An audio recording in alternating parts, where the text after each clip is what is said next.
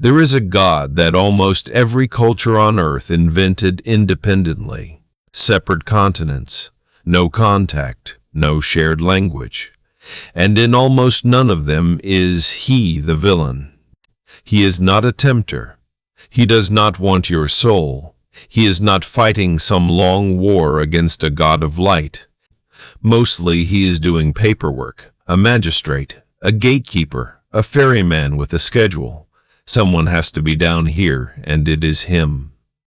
One of them was so rich that his own worshippers called him the Wealthy One, because they were too frightened to say his real name out loud. One of them was murdered by his own brother, and the murder is not the tragedy of his story. It is the thing that qualified him for the job. One of them was not a god at all. He was a man, an ordinary man who simply died first before anyone else ever had and found the road. And one of them is a drunk in a top hat and dark glasses who tells filthy jokes at funerals. The mourners laugh. That is exactly the point. These are the death gods, and the thing you think you know about them, that they are the dark ones, the enemy, the horror waiting at the end, is wrong. It is not your fault. It is a mistake we inherited. A later idea painted backwards over much older ones until we could not see the originals underneath anymore. So here is what I can promise you. By the end of this, you will be able to look at any death god from any culture on Earth and predict what kind of being he is. Because there is one rule underneath all of them, and it has nothing to do with how frightening the god looks or how dark his kingdom is. It has to do with one question only. What did those people believe death actually was? Answer that, and the god falls out of it automatically. We will get there.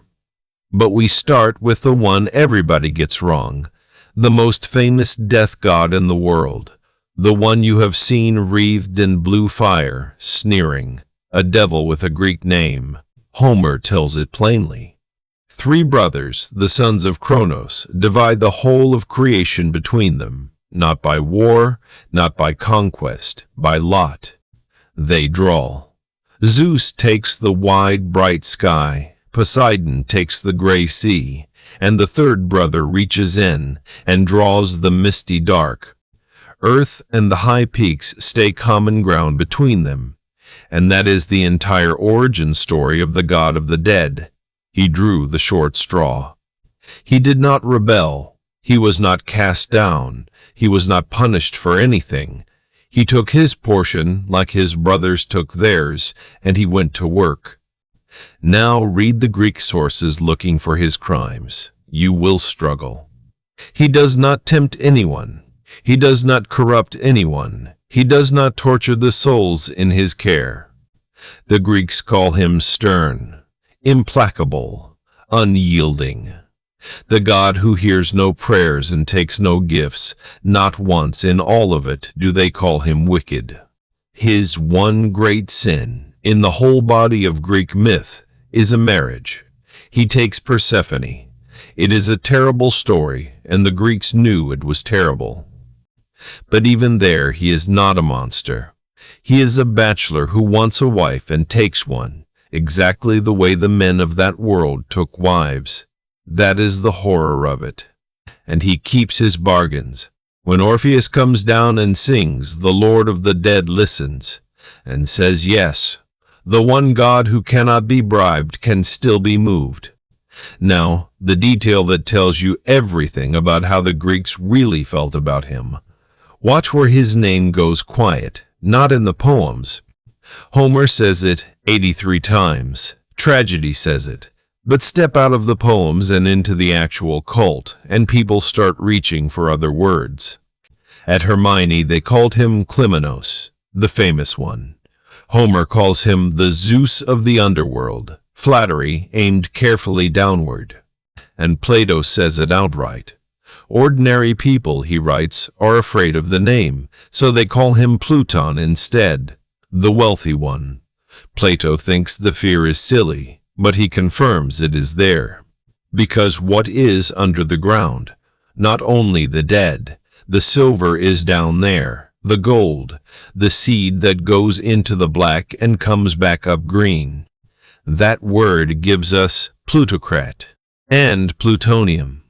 The god of the dead is also the god of wealth, and no Greek ever found that strange. And one more thing, subtler than all of it. In the oldest Greek, Hades is not a place at all. Hades is a man. Homer almost never says the souls go to Hades. He says they go to the house of Hades, somebody's house, a person's front door. Only later did the landlord's name slide off him and stick to the property. When we use that word for a place, we are using his name wrong. So if the ruler of the dead is not the one who comes to kill you, who does? The Greeks had an answer. He is not who you expect. Hesiod puts him in the house of night. Two brothers, born of Nyx, living together in the dark at the edge of the world. One of them is Hypnos, sleep. He is gentle, Hesiod says. He wanders across the earth, kind to men, quiet as water over stones. And sharing his roof is his brother, Thanatos, death. And of him Hesiod says the heart is iron, there is pitiless bronze in his breast. Whoever he takes, he holds. And even the gods hate him. But listen closely to that word, because the Greeks are being precise here. They are not describing an evil thing. They are describing an unbearable one. Death is hated here the way a diagnosis is hated, not for its malice, for its accuracy. And notice what he does not have. No kingdom, no throne, no court, no crown, no subjects. He does not rule the underworld. He is the hand that takes you to it. And once this god lost. A trickster king named Sisyphus was clever enough to get chains onto Death himself and lock him up. And with Death in a sack, nobody on earth could die. The wounded would not fall. The old would not stop. The sick got up again. And it had to be undone. Not because dying is good, because a world where nothing ever ends is a world where nothing means anything at all. That is the first crack of light in this. Even the Greeks, who feared him most of anyone, needed him to exist. Now go north, into the cold. Because in the Norse world, the ruler of the dead is not a grim king on a throne. She is a young woman, and she was handed the job as a punishment. Loki fathers 3 children on the giantess Angrboda. And the gods look at those children and see the end of the world staring back at them. The first is a wolf, and one day he will kill Odin. The second is a serpent long enough to circle the whole earth and bite its own tail. And the third is a daughter. And of the 3 of them, she is the only one who has not done anything at all. Snorri gives her a description that has haunted painters for 8 centuries. Half of her is the color of living flesh, and half of her is blue-black. Not rotting, not a skeleton. Blair, the Norse word for the color a body turns. She is half a living woman and half the shade of the grave. Every skull and peeling face you have seen on her is a later invention. The original is quieter than that, and much worse. Snorri says she is grim to look upon, and fierce, and Odin takes her and throws her down into the mist, and gives her authority over the dead. But look carefully at which dead, not the glorious ones. The warriors go up to the halls of Odin and Freya. She gets everybody else. The ones who died of sickness. The ones who died old, in bed, of nothing in particular, which is almost every human being who has ever lived. And when Baldr, the most beloved of all the gods, dies, it is her hall he goes to, and the gods must come down and ask her, politely, for him back. She does not refuse out of cruelty. She sets a condition. If every single thing in the world will weep for him, she will let him go. That is not a monster's answer. That is a magistrate's answer. She names a legal test, and she abides by the result, whatever it turns out to be. Now the honest part, because this channel does not skip it. Her name means something like the hidden, the concealed, and hell is also the name of the place. Which came first? Many scholars think the place did, and that the lady is a personification, one that Snorri sharpened up centuries after Iceland turned Christian. A Christian scholar writing down the pagan dead, tidying them into a hall with a doorkeeper and a name. We are reading her through his hands. Hold her lightly. Now go south. To the only god on this list who ever actually died. Because in Egypt, the Lord of the Dead is not appointed. He is not born to it. He does not draw a lot. He earns it by being murdered. He was a king first, a good one, the one who taught people to farm, to bake bread, to stop killing each other. And he had a brother. The brother is Set, Lord of the desert and the storm, of the red waste out beyond the green fields, and Set wants the throne. So he throws a banquet. And the trap is a beautiful chest, built in secret to one man's exact measurements. Lie down in it, says Set. Whoever fits keeps it. Everyone tries, and everyone is wrong. Then the king lies down, and it fits him perfectly. The lid comes down. Molten lead seals the seams. And they throw it into the Nile, and the river carries the king of Egypt out to sea. His wife is Isis, and she does not stop. She searches the whole world for a wooden box. She finds him, and then she loses him again. Set scatters him in pieces the length of Egypt. And Isis walks the entire country and gathers her husband up piece by piece and puts him back together. And here is the miracle, and it is not the one you expect. She does not bring him back to life. Not really, not to the world of the living. He is bound in linen, made whole, made permanent, and he wakes up somewhere else entirely, and he does not come home. He is the first mummy, the first being to die and continue anyway. And the job that opens up for him is not king of Egypt anymore. It is king of the dead, Osiris, the god who understands death from the inside, because he is the only one who has been through the door himself. No other mythology on this list does that. Everyone else sends an outsider down to govern the dead. Egypt sends a victim. And it makes him something none of the others are. He is not only the judge, he is the promise. What happened to him is what can happen to you. And a warning, because it matters. That whole story, the box, the pieces, the search, reaches us most completely in Greek. Plutarch, writing thousands of years downstream. The Egyptian sources allude to the murder constantly, but they almost never narrate it.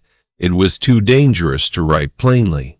Now, the single most common error in all of Egyptian mythology, and you have almost certainly made it because everyone does, the jackal-headed one.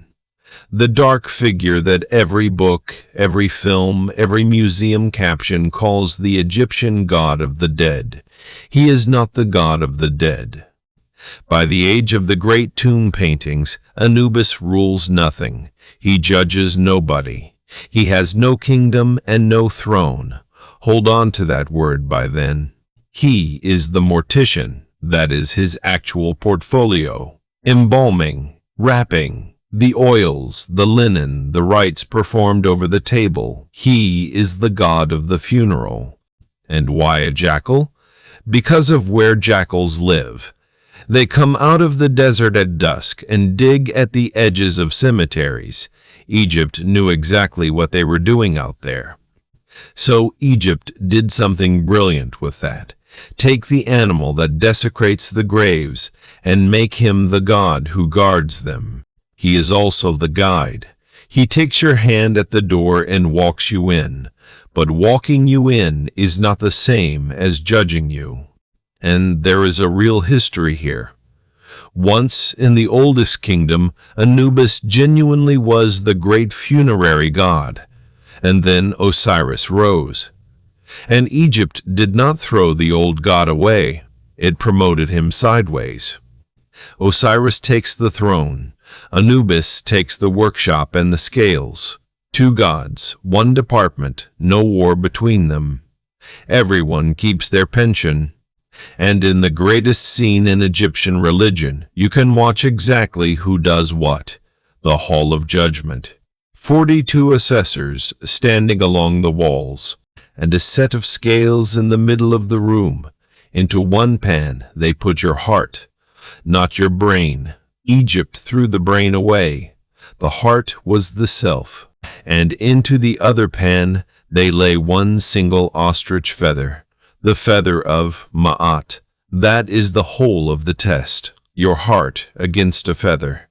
And Ma'at is not a rule and not a law. She is truth, balance, the order that holds the sky up and keeps the river coming back every single year. So the question in that room is not, were you good? The question is, does your life weigh the same as the order of the universe? And it is Anubis who kneels and steadies the balance. It is Thoth, the ibis-headed scribe, who writes down the result in the register. And it is Osiris who sits at the far end of the hall on the throne and passes the sentence. 3 gods, 3 jobs, not one of them interchangeable. And crouched underneath the scales is the only real monster in the room, part crocodile, part lion, part river horse, Amit, the devourer. If your heart comes down heavy, she takes it. And that is the end of you. Not torment, not fire, not a sentence, erasure. Now go east to the oldest cities in the world, where the underworld has a queen, and she is furious. Ereshkigal, lady of the great below. And in the Mesopotamian sources, she is not a schemer and not a tempter. She is grieving. When her sister Inanna comes down to her gates, uninvited, in full jewels and paint, Ereshkigal does not gloat. She sets a procedure. 7 gates. At each one, take something off. Crown, rod, necklace, beads, ring, breastplate, robe, until there is nothing left to take. Nobody enters the land of no return carrying anything, not even a goddess. It is the quietest and most terrifying rule in all of mythology. And when her sister stands in front of her at last with nothing at all, Ereshkigal kills her, not out of hate, because that is the law of the place. But watch her in another poem, and she is described writhing, tearing at herself, in something like agony. This is the queen of the dead. She is in pain down there. And a god named Nergal comes down. He came as an offender. He had failed to show respect to her messenger, and he was summoned to answer for it. And what happens is not a battle. He stays 6 days, the tablets say, and then he tries to leave.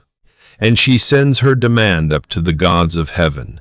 Send him back to me, or I will open the gates of the underworld and let the dead climb out among the living. And every god listening knows she can do it. It is the oldest threat there is, and there has never been an answer to it. So they send him back down. And the honest note, the tablets do not agree on how it ends. In one version, he comes back and seizes her, and she pleads and offers to share the throne. In the other, there is no violence at all. They simply reunite, and the poem ends with the 2 of them going into the bedchamber together, which is a strange human thing to find pressed into broken clay. The queen of the dead was in pain and alone. and somebody came back down to her. Now the most surprising death god of all, because he was never a god to begin with. He was a person. In the oldest hymns of India, there is a man named Yama, son of the sun. He has a twin sister, Yami, and he is mortal. And Yama does something no one has ever done. He dies. He is the first, the very first one, ever. There is no road yet, no destination, no rite, no custom, no map, no priest who knows what to say. Nobody has ever needed any of it before. And the Rigveda says he chose it. He sought out the way. He found the path that no one before him had ever walked. And because he went first, there is now a way for everyone else. The road exists because one man walked it while it was still dark. So he is not appointed king of the dead. He becomes king of the dead by seniority. He was there first. Everyone who follows, follows him. He is called the gatherer of the people. You go down and you meet him, and you meet everyone who went before you. Death is a reunion. And then, over centuries, he hardens. The later texts hand him a noose, a buffalo to ride, a dark green body, and a courtroom. Dharmaraja, the king of law. And they give him a clerk, Chitragupta, who has written down every single thing you ever did, and misses nothing. And then Yama does something no other god in this video does. He emigrates. Buddhism picks him up and carries him out of India, along the trade roads, over the mountains and east, and he keeps the job the whole way. He arrives in China, and they make him an official. Yanluo Wang, King Yanluo, one of the 10 kings who administer the courts of hell. He gets ledgers, clerks, jurisdiction, a term of office. Chinese hell is a civil service, and the god of death has a desk in it. And in Japan he becomes Enma, a vast red-faced judge in a court robe and a magistrate's cap, holding the tablet of office. Japanese children are still told that if you lie, Enma will pull out your tongue. That is 2,500 miles from the Rigveda. The first man who ever died, still working, in another language, in another religion, on the other side of a continent. Nobody in that chain ever broke him. They just kept promoting him. Now cross an ocean, because to the Aztecs, death was not a moment at all. It was a commute, and it took 4 years. Mictlantecuhtli, Lord of Mictlan. He and his wife Mictlantecuhtli sit at the bottom of everything there is, and his image is a bone mask, a skull face, a fringe of dark hair, obsidian eyes, a collar of paper and shell. To us that reads as pure horror. And here is the thing about his kingdom. He does not get the interesting dead, he gets the ordinary ones. Because the Aztecs sorted the dead by how you died, not by how you lived. Fall in battle, and you go to the sun. Die by water or lightning, and you go to the paradise of the rain god, where it is green forever and nothing is ever dry. But die of a fever, in your bed, of nothing in particular, and you get the road. 4 years of it, trial after trial, and no shortcut. And at the very start of it, a wide black river you cannot swim, so you need a dog. And they buried one with you for exactly this reason. Your dog is waiting on the bank and carries you across, which tells you everything about what these people believed death was. Not a sentence, a journey, long, exhausting, undeserved, and at the end of it, rest. Not reward, not punishment, rest. And Mictlantecuhtli is not judging you as you come. There is no scale here, no feather, no ledger. He is simply the destination, where the road stops. And there is one more Aztec detail that settles the whole argument. The bones of the last world were kept down in his kingdom, and the gods had to go down and steal them from him to make us. Every human being alive is made of something taken out of the house of death. He is not the opposite of life. He is the warehouse life came out of. Now go south to the Maya, and here we have to be careful, because this is where the mythology books quietly start making things up. You will read the name Push confidently everywhere, the Maya god of death. And the truth is that the name is thin, late, and seriously disputed. What we actually have is a figure the scholars simply call God A on the painted pots and in the codices, and a scatter of other names attached to him. Hunhao from the colonial record, Sizin, the stinking one, Yumsimil from the Maya alive today, different regions, different centuries, and no proof they are one being. And there is a famous warning attached to this. A great scholar once decided that the Maya moon goddess was named Ixchel.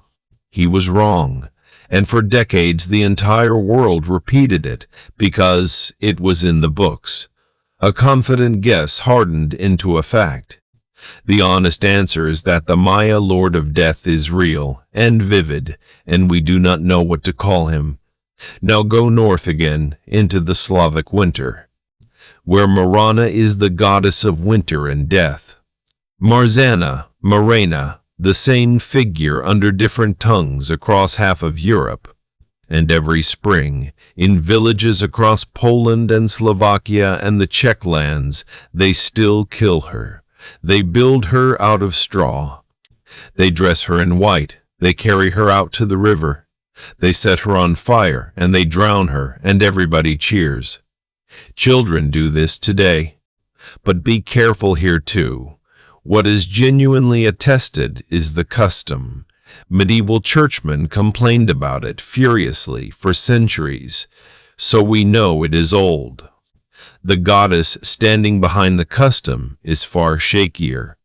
Much of tidy Slavic mythology was reconstructed by Romantic scholars who badly wanted their nations to have an Olympus of their own, and Koschei the Deathless, the gaunt figure who hid his death inside a needle, inside an egg, inside a duck, inside a hare, inside a chest.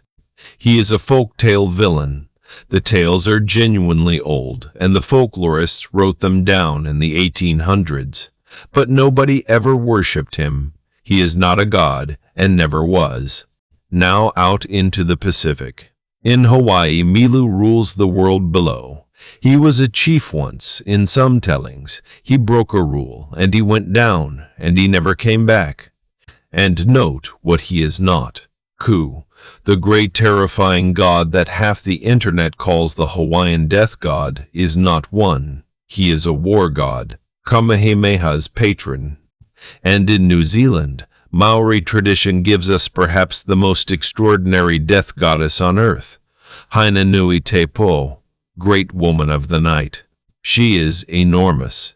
She sleeps at the edge of the world, and the trickster hero Maui goes to her with a plan to end death itself forever. His plan is to pass through her body while she sleeps. Do that, he believes, and mortality breaks, and human beings live forever.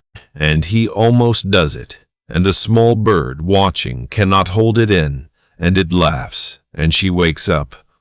And Maui dies. And because Maui died, all of us do. Death is permanent because a bird could not keep quiet. And here is what makes her different from everyone else here.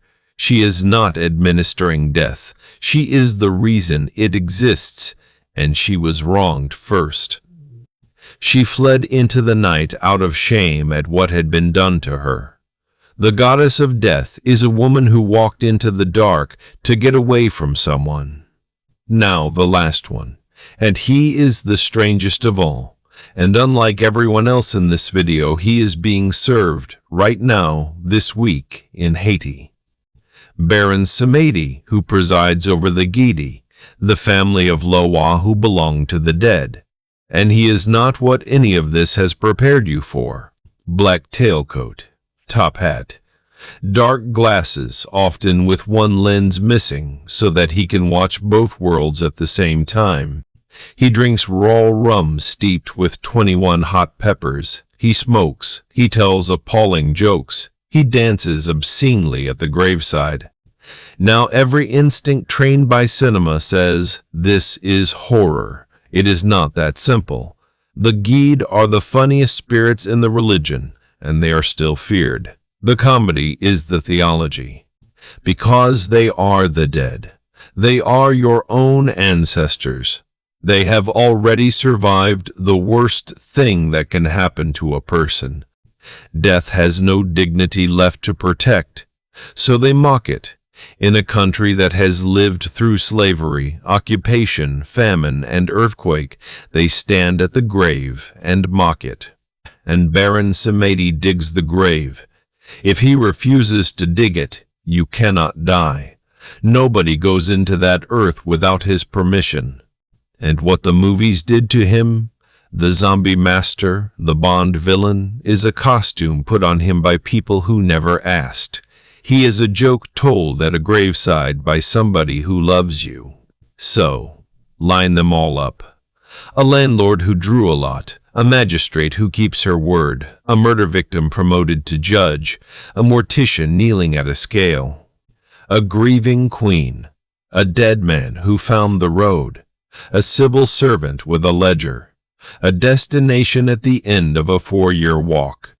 Not one devil among them, not a single one. And now the rule I promised you. It is simple, and it works almost everywhere. Look at what the culture believed death was. If death is a transition, a road, a door, a river with a crossing, then the god is a judge or a guide or a host. Egypt, India, China, the Aztecs, Haiti. Death is a journey in all of them, so their death gods are staff. But where death is an ending, a stopping, a gray nothing, a loss with no other side to it, the god goes cold. Thanatos, with iron in his heart, hated by everyone. A Greek shade in the dark whispering that he would rather be a slave alive than a king among the dead. Hell, half the color of the grave.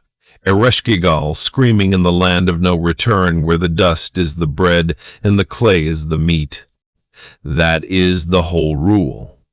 The god is not frightening because he is wicked. He is frightening in exact proportion to how final that culture believed death was. The death god is a mirror. He is not a portrait of death at all. He is a portrait of the people who had to stand there and look at it. And the devil is a latecomer.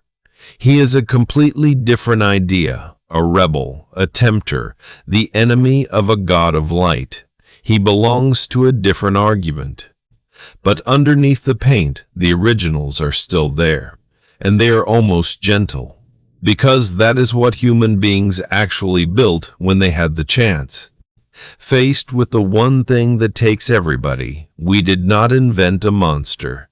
We invented an office, a judge, a guide, a friend with a lantern. That is not what fear looks like.